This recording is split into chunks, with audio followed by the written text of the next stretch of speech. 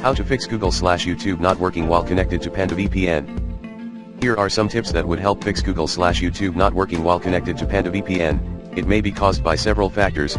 You can solve it by the following methods. 1. Panda may be blocked by antivirus software. If you have installed antivirus software, please close, disable it or add PandaVPN to its whitelist to have a try. 2.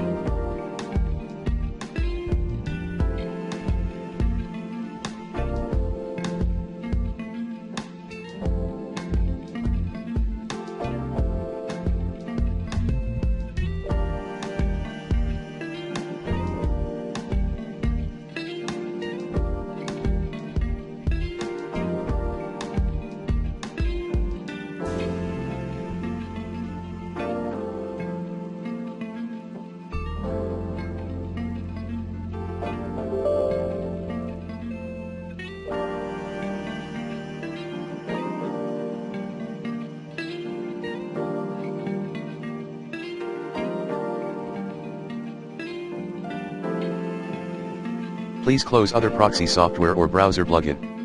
Since the system only allows one proxy to run, if you have turned on other proxy software or browser plugin, it will affect PandaVPN.